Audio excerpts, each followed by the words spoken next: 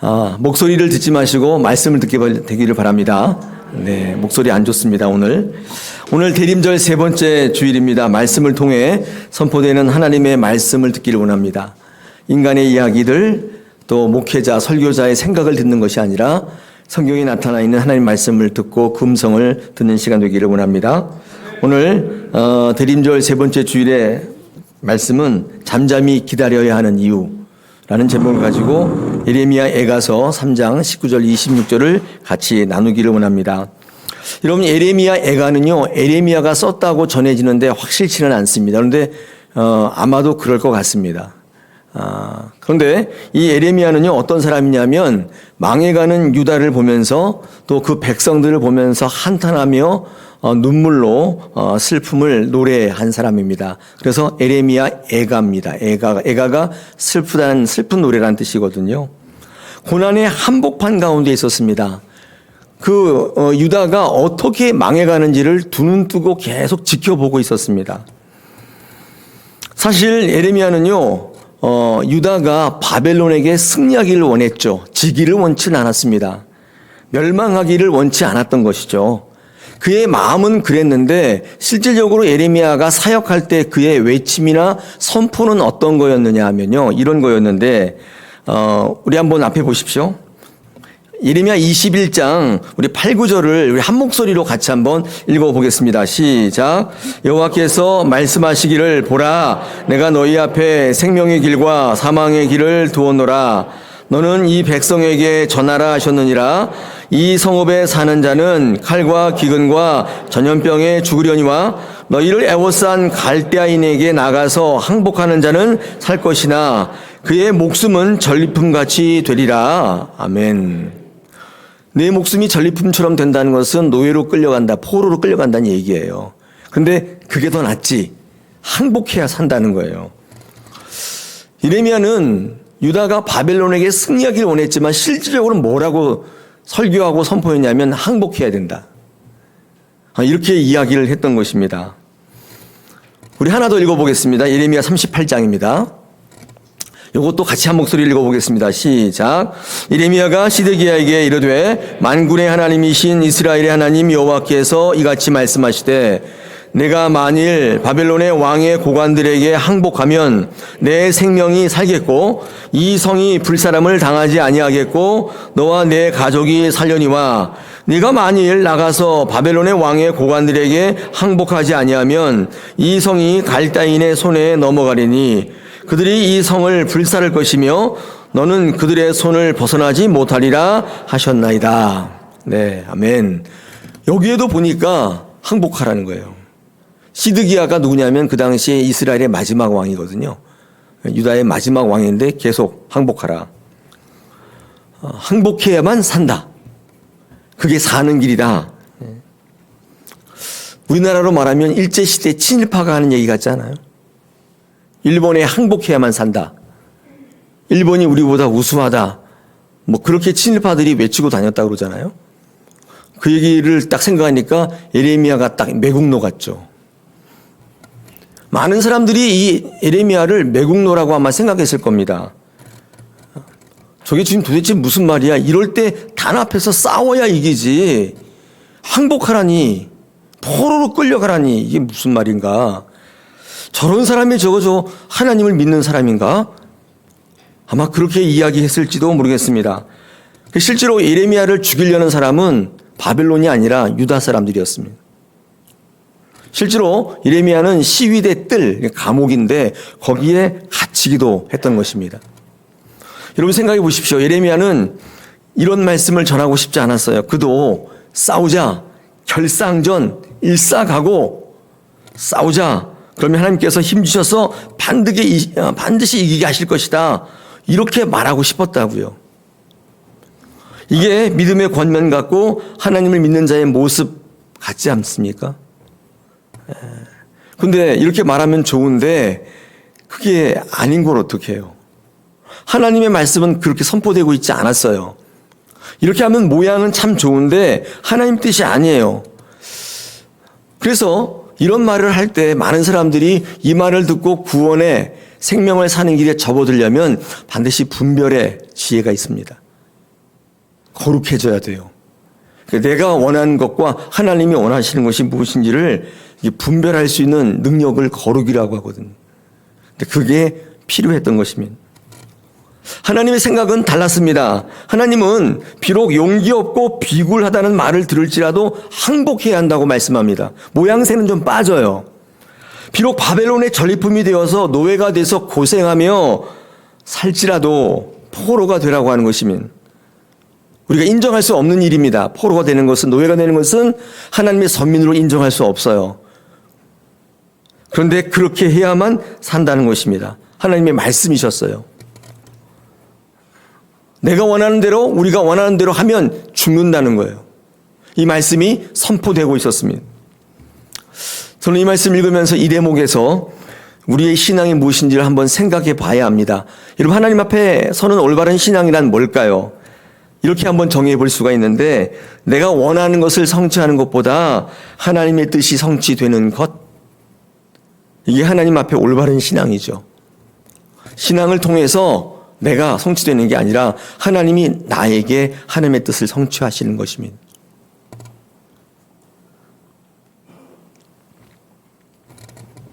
하나님의 신앙에서 오히려 이처럼 내 뜻대로 되지 않는 것이 하나님의 뜻일 때가 있다고, 내 뜻대로 안 되는 게 하나님의 뜻일 때가 있다고 지금 에레미야 애가가 우리에게 전달하고 있는 거예요.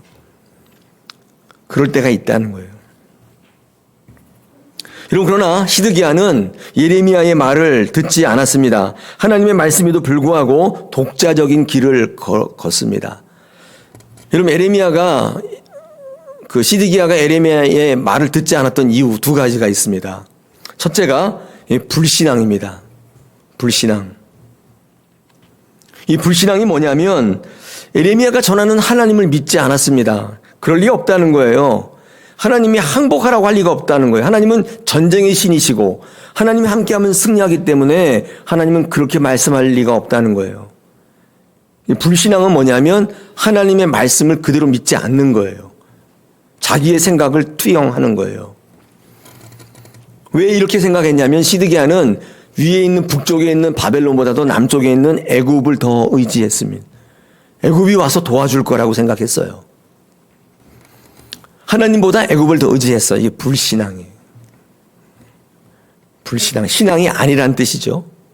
두 번째는요, 인본주의 신앙인데 이게 무슨 말이냐면 시드기야는 하나님보다도 백성들을 더 두려워했습니다. 예레미야 38장 19절 20절을 한번 읽어보겠습니다. 여러분 같이 한번 읽어보겠습니다. 시작. 시드기야 왕이 예레미야에게 이르되 나는 갈대아인에게 항복한 유다인을 두려워하노라. 염려하건대 갈대아인이 나를 그들의 손에 넘기면 그들이 나를 조롱할까 하노라 하는지라. 예레미야가 이르되 그 무리가 왕을 그들에게 넘기지 아니하리다. 원하옵나니 내가 왕에게 아뢰는 바 여호와의 목소리에 순종하소서. 그리하면 왕이 복을 받아 생명을 보존하시리라. 이렇게 얘기합니다. 그런데 시드기야는요, 이 말을 믿지 않았어요. 이게 무슨 말이냐면, 내가 항복하면 바벨론이 나를 잡아갈 거 아니에요. 근데 그 바벨론이 나를 또 유다 사람들에게 넘겨줄 거다. 그러면 나는 유다 사람들이 나를 어떻게 하겠느냐, 나를 어떻게 생각하겠느냐. 지금 그게 중요한 게 아니에요. 사느냐 죽느냐인데, 지금 이 시드기야는 계속 하나님보다 사람을 더 신경 쓰고 있어요. 당장 죽는데 그건 체면이 뭐 그렇게 중요한 거예요. 아마도 사울왕 같은 왕이었던 것 같아요. 시드기야. 이름도 별로 안 좋아해요. 시드기야. 네. 하나님의 생명의 조언을 무시합니다. 결국 자기 생각대로 합니다. 여러분, 참고로 시드기야는 바벨론 느부갓네살에 의해서 BC 597년에 멸망해서 바벨론을 끌려가서 거기서 죽게 됩니다. 이 애굽을 더 의지하면서 끝까지 바벨론에게 항쟁했기 때문에 이 포로가 된 시드기야는 바벨론의 긍휼을 얻지 못해요. 어떻게 죽느냐? 앞에 제가 한번 읽어보겠습니다. 열왕기하 25장 7절에서 그들이 시드기야의 아들들을 그 눈앞에서 죽이고 시드기야의 두 눈을 빼고 노사슬로 그를 결박하여 바벨론으로 끌고 갔더라. 그냥 죽인 게 아니라 자기 눈앞에서 그토록 사람에게 신경 쓰고 가족에게 신경 썼던 그의 아들들을 죽여버려요. 기록에 보면 되게 처참하게 죽여요. 그리고 그것을 본 그 두 눈을 뽑아요. 그리고 쇠사슬에 묶어서 포로로 끌려갑니다. 그리고 바벨론의 감옥에서 죽습니다. 저는 이 대목을 보면서 이런 생각을 해봤는데, 시드기야가 그때 예레미야가 그런 얘기를 했을 때 자기 생각을 좀 내려놓고, 좀 비굴해 보이겠지만, 용기 없는 왕이라고 손가락질은 좀 받을 수 있겠지만, 포로로 당할 수도 있었겠지만은 하나님의 말씀에 귀를 기울였더라면 어떻게 되었을까? 안 되는 것처럼 보였어도 저의 생각할 때는 하나님께서 궁극적으로 이 시드기야를 회복시켜 주시지 않았을까? 그렇게 비참한 두 눈이 뽑혀가지고 아들이 내 눈앞에서 죽는 건 그 비참한 것을 보면서 마지막을 이국 땅에서 감옥에서 아무도 없는 그곳에서 죽게 되지는 않지 않았을까? 하나님께서 더 한 번 더 기회를 주시지 않았을까? 저는 그런 생각을 했습니다. 여러분 어떠세요?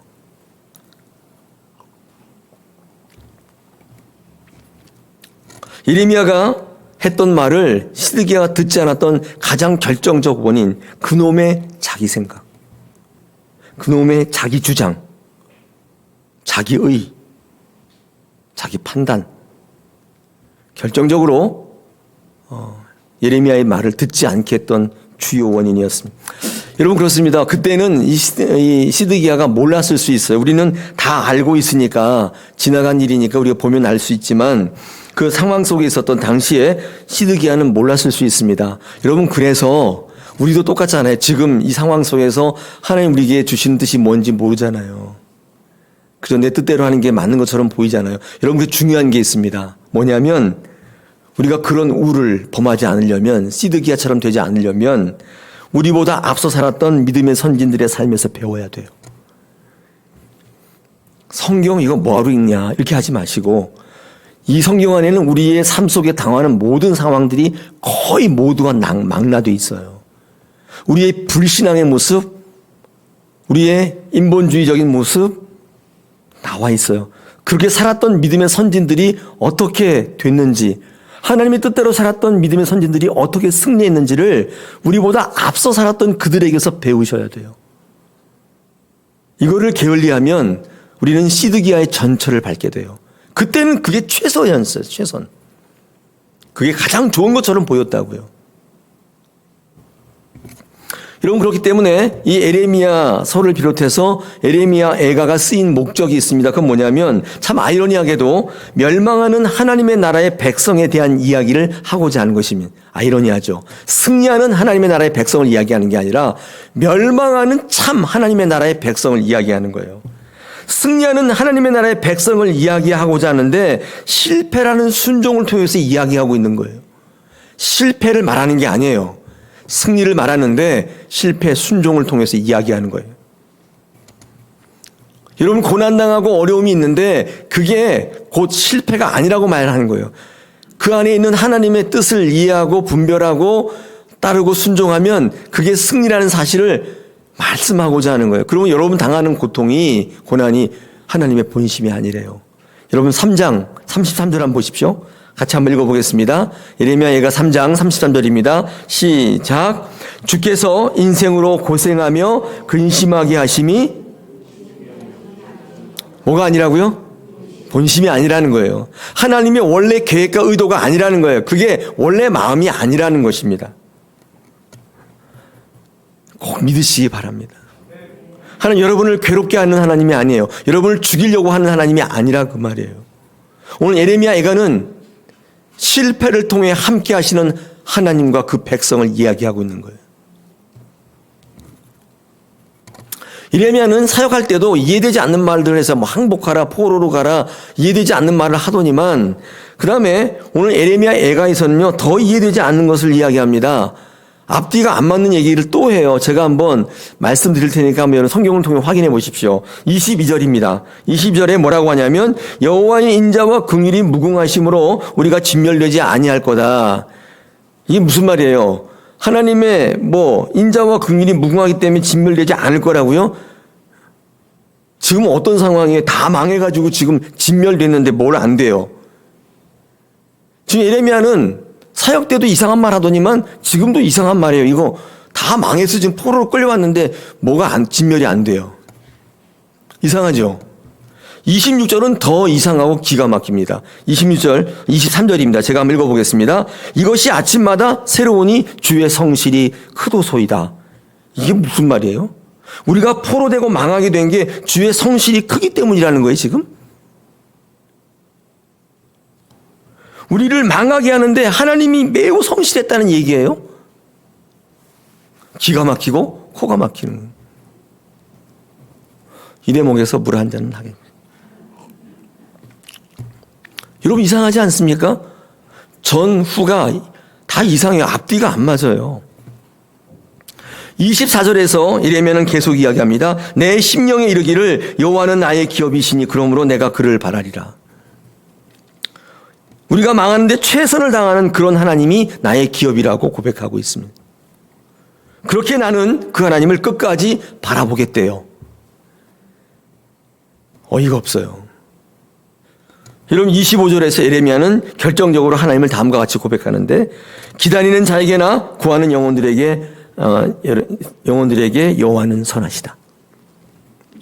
하나님은 어떤 사람에게나 어떤 상황에 처해 있는 사람들에게나 궁극적으로 선하시다.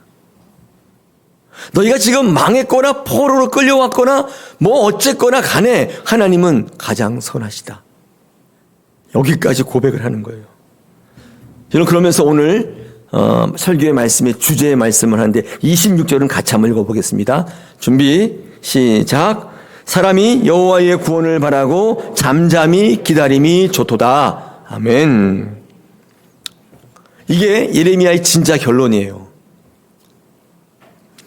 기다림에 지쳐있는 많은 성도들에게 내 뜻과 다른 삶을 사는 많은 성도들에게 지금 예레미야가 그 모든 과정을 쭉 지켜보면서 고백을 뭐라고 하냐면 결론이 뭐예요? 들려주신 이야기인데 하나님의 징계를 받을 때 고통받을 때 내가 원하는 삶을 살지 않을 때 뭐가 제일 좋다는 거예요? 어떻게 해요? 예, 기다리는데 어떻게 기다려요? 잠잠히 기다리는 것이 제일 좋다. 이렇게 말씀합니다. 사랑하는 여러분, 원치 않는 삶을 살고 계십니까? 기다림에 지쳐 계십니까? 제일 좋은 방법이 뭐예요? 잠잠히 기다리시는 거예요. 예, 제일 좋대요. 예레미야가 고백하고 있는 거예요. 그 모든 과정을 다 지켜봤다고요. 하나님의 뜻을 전해보기도 하고 그 포로로 끌려가는 그 백성들을 뒤에서 눈물로 지켜봤어요. 그들에게 뭐라고 얘기해요? 소리내지 말고 잠잠히 기다리라는 거예요. 제일 좋은 방법이래요. 하나님의 말씀을 무시하고 자기 주장하고 자기 생각을 말하고 저항하고 불순종하고 땡강 부리고 마이웨이를 가기보다 하나님의 구원의 약속을 신뢰하며 잠잠히 기다리는 것이 제일 좋다. 제일 좋은 것이다.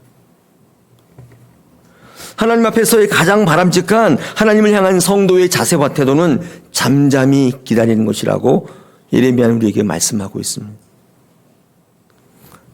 할렐루야. 잠잠히 기다리는 게 제일 좋대요. 이 말에서요, 저는 기다린다는 말이 포인트가 있지만 저는 잠잠이라는 말에 더 이렇게 눈길이 갔습니다. 기다리는데 어떻게 기다리냐면 잠잠히 기다리라고 말씀합니다. 이 잠잠이의 중요성. 이 잠잠이라는 말을 제가 공부해 보니까 히브리 말로 뚜맘이라고 되어 있는 말인데 사전적인 의미는 우리가 아는 것과 별다르지 않습니다. 조용하다는 뜻이에요. 그런데 이 의미적으로 볼 때 이는 어떤 뜻으로 해석할 수가 있냐면 내 의를 내세우지 않는 거예요. 그게 잠잠이에요. 하나님 말씀하실 때 잠잠이 있다는 것은 내 생각이 없는 건 아니에요. 있어요.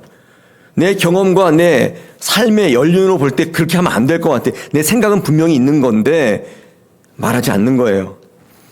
다시 말해서 하나님이 말씀하는 거에 전적인 동의를 드러내는 거예요. 이게 잠잠이라는 것의 신앙적, 성경적, 의미적 내용이에요. 문자적으로는 말하지 않는 거예요. 조용히.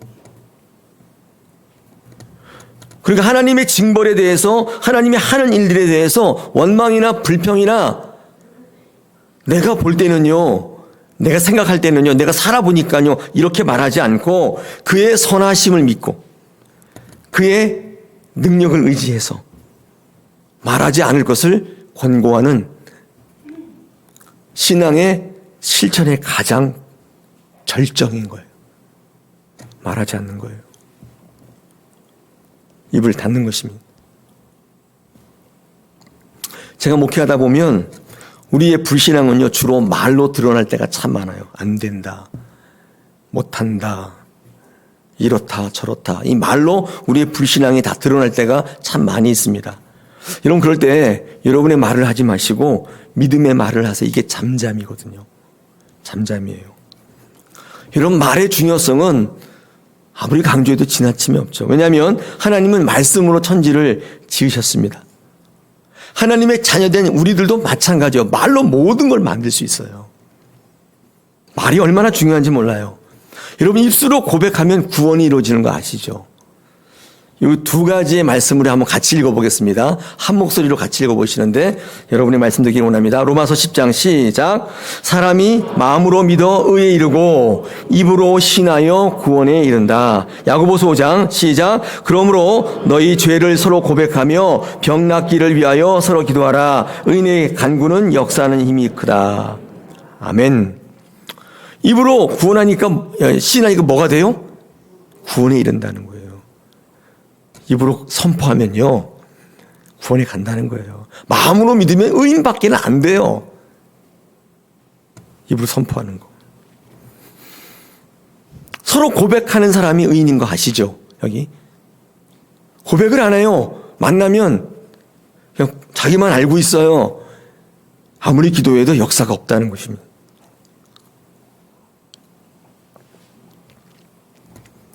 여러분, 하나님 앞에의 잠잠이의 신앙은 이 성도의 신앙의 실천의 측면에서 매우 중요하는데, 이게 무슨 말이냐면 우리가 신앙생활을 할 때 말로 내뱉는 게 별로 중요하지 않다고 생각하는 경향이 있는 것 같습니다.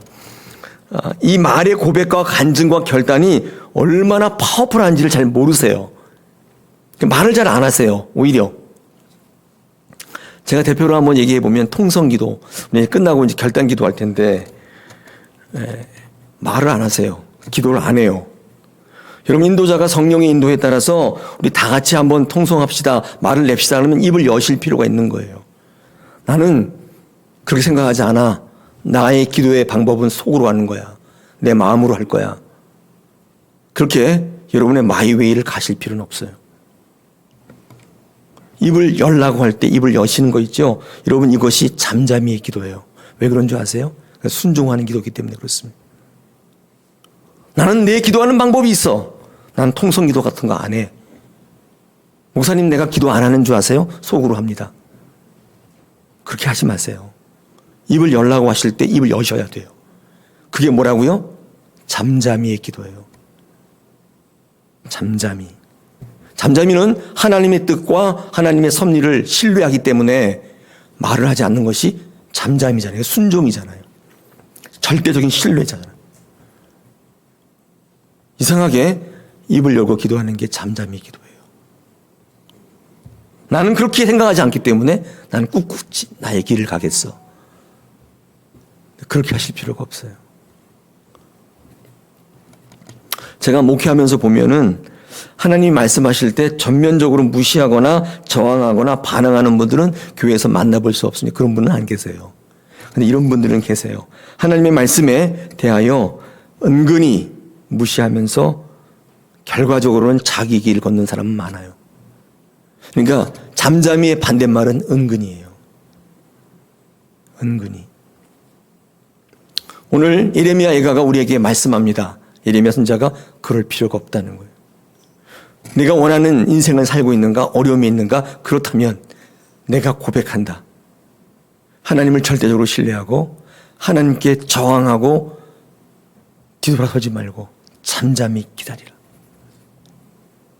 잠잠히 기다리라. 할렐루야.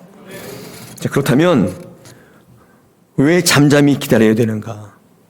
잠잠히 왜 기다려야, 왜 그래야 되는가? 이유를 나누고 말씀을 좀 마치겠습니다. 왜 잠잠히 기다려야 되죠? 이런 겁니다. 어떤 일이 벌어질 때 있잖아요. 그 상황 속에서 즉흥적인 것을 볼 때, 지금 내 앞에 뭐가 벌어졌어요. 어떤 일이 있어요. 근데 즉흥적으로 상황적으로 보면요, 알 수 없는 것들이 너무 많기 때문입니다. 그 상황이 가지고 있는 진짜 의미는 기다리지 않으면 알지 못할 때가 참 많아요.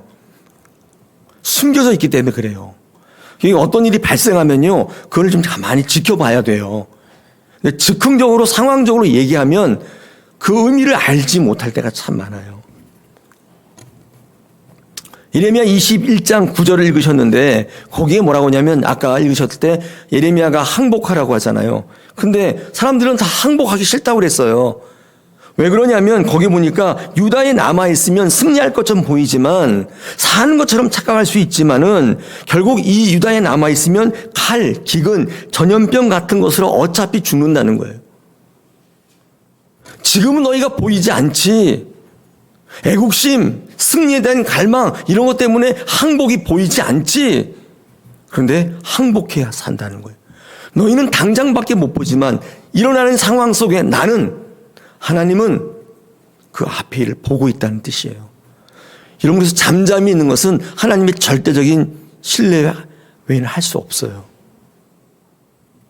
사도 바울은 다음과 같이 고백합니다. 고린도서 4장 17절 18절에서 우리가 잠시 밟는 환난에 경한 것이 지극히 크고 영원한 영광에 중한 것을 우리에게 이루게 함이니 우리가 주목하는 것은 보는 것은 보이는 것이 아니요 보이지 않는 것이요 보이는 것은 잠깐이요 보이지 않는 것은 영원하다. 그러니까 보이는 곳에서 영광에 중한 것을 드러내 있지 않아요. 우리가 잠잠히 기다려야 될 이유가 여기 있는 거예요. 딱 보고 다 쏟아버리면 그 의미를 몰라요. 시드기야의 전철을 밟게 돼요. 조급한 마음을 또 하고 싶은 말을 내려놓고 잠잠히 한번 기다려 보십시오. 그 상황 속에서 나타내시고자 하는 성취하시고자 하는 하나님의 참 계획과 의도를 알 때가 있단 말이죠. 반드시 있습니다. 그때 상황을 바꾸시고 역전시키시고 반전의 기회를 주시는 거예요. 병들었어요. 이 병든 것에 대한 상황을 보면 많은 분들이 바로 주저앉습니다. 암에 걸렸다. 치명적인 병 한번 생각해 보십시오. 한번 시나리오를 떠올려 보세요. 바로 주저앉죠. 근데 그거는 잠잠히 기다리는 태도가 아니에요. 잠잠이라는 것은 내게 그런 어려움을 겪게 하신 하나님의 의도를 기억하시면서 입을 열지 마시고 기다려보세요. 하나님께서 그 의미를 알게 하셔서 왜 병이 들게 하셨는지, 그리고 더 큰 것을 이루시고 그를 세우시는 반전에 또 한 번의 기회를 주시는 거예요. 할렐루야. 저는 우리 다사랑교회가 그런 신앙인이 되기를 소망합니다. 순간순간 즉흥적으로 반응하며 말을 쏟아놓으며 하나님의 뜻과 관계없이 마이웨이를 가겠다고 결심하는 많은 분들이 하나님의 말씀을 통해서 잠잠히 기다리시게 되는 성숙한 교회 되기를 소망하는 것입니다. 옆에 보면 이게 가시나무 새라는 노래거든요. 이게 누가 불렀어요? 조성모? 박학기 누구예요? 네? 하덕교예요? 아, 네. 모르시는 게 없으세요. 네. 다 아세요. 쉬운 거예요? 시인과 촌장이 그것도 누구예요? 아, 네. 지금 4명이 부른 거네요. 4명. 네. 이 가사를 제가 적어왔는데 한번 이렇게 읽어보시면 제가 노래를 한번 하고 싶지만 참겠습니다. 이 목소리로 제가 지금 하덕규 씨에게 무례한 것 같아요. 여기 이 가사가 있습니다. 가시나무 새 보면 내 안에 내가 너무 많다. 그죠? 하나님이 쉴 곳이 없다. 네. 여러분 그런 사람들은요, 가시나무 새인데 바람만 불어도 서로 부대끼며 울어댄대요. 뭐 조금만 고난이 있으면 계속 울어댄다는 거예요. 힘들어 죽겠다고 막 뱉으며 징징댄다는 거예요. 네. 그래서 좀 쉴 곳을 찾아온 작은 새가 찔려서 날아간다는 거예요. 바람만 불면 슬프다고 울어댄다는 거예요. 이 가시나무 새. 내 안에 내가 너무 많아. 내 소리가 너무 많은 거예요.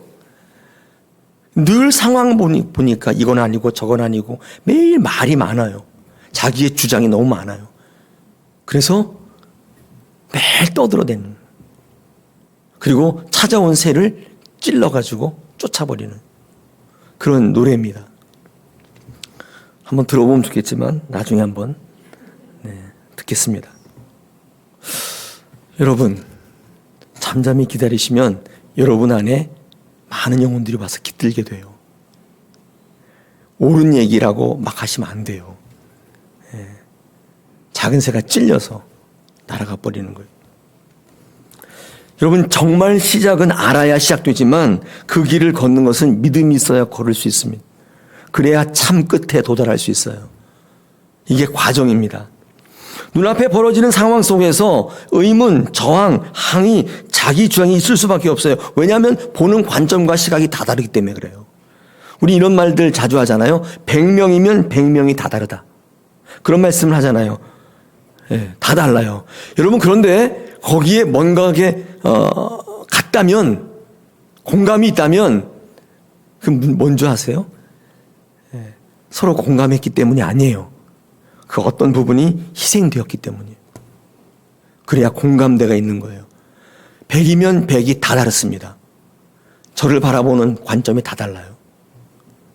근데 공감대가 있다는 것은 희생했다는 뜻입니다. 내 것을 내려놓았다는 거예요. 그게 공감대가 형성된 거예요.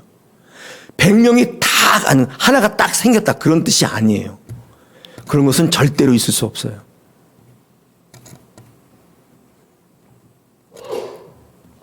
그러므로 우리의 고통의 상황들에 대해서 우리를 괴롭히는 것이 하나님의 본심이 아닌 것입니다.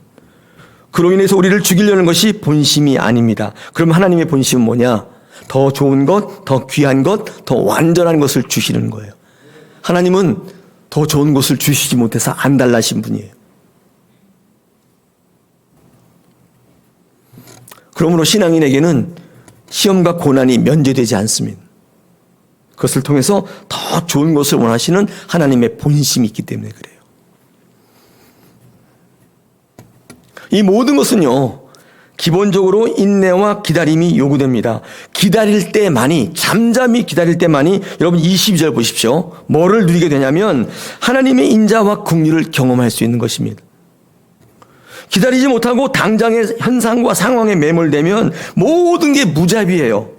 모든 게 비극이에요. 모든 게 오해예요. 기다릴 때 어떤 유익이 있는가? 비로소 하나님의 인자와 긍휼을 보게 되는 거예요. 두 번째로는 하나님의 성실함을 알게 됩니다. 나를 위해서 지금도 쉬지 않는 그 하나님의 성실함. 나를 위해서 뭘 위해 성실하게 일하고 계신지를 알게 되는 거예요. 기다릴 때만이. 세 번째로는 하나님이 나의 기업 되심을 알게 되는 것입니다. 여러분, 기업이란 말은 상속이란 말과 밀접한 연관이 되어 있습니다.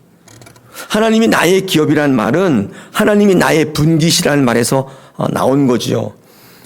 그 레위 지파들이 땅을 분배받지 못했잖아요. 나머지 사람들은 다 땅을 받았는데 레위 지파는 땅이 없었어요. 그게 실망하고 좌절하고 있는 레위 지파에게 하나님 뭐라고 말씀하신 줄 아세요?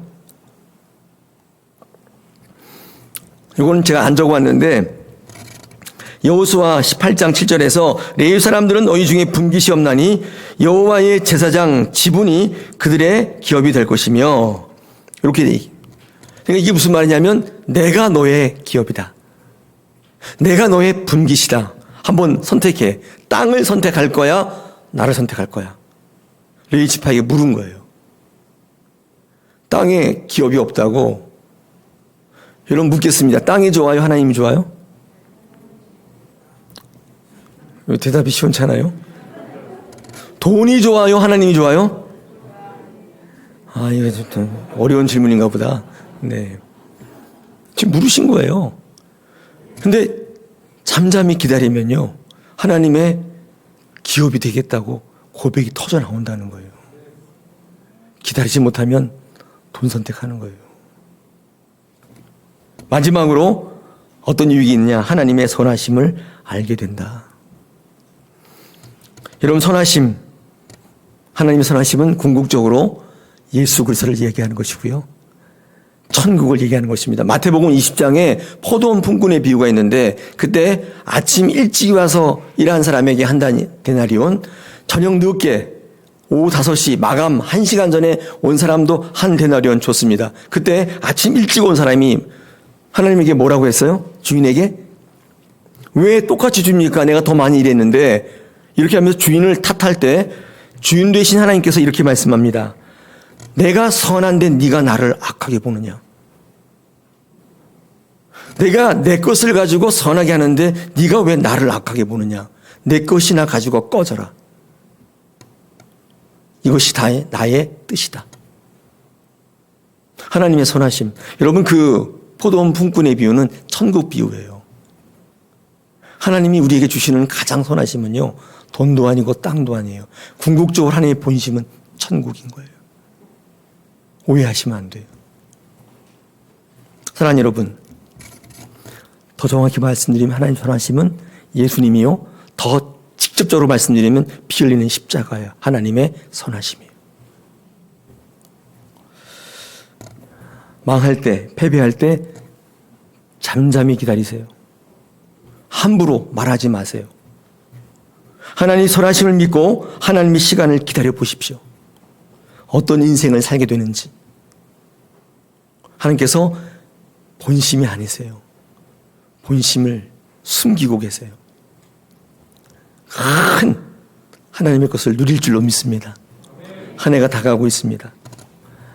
하나님의 본심을 기억하시면서 결단하시고 마무리 잘 하시는 저와 여러분 되기를 원합니다.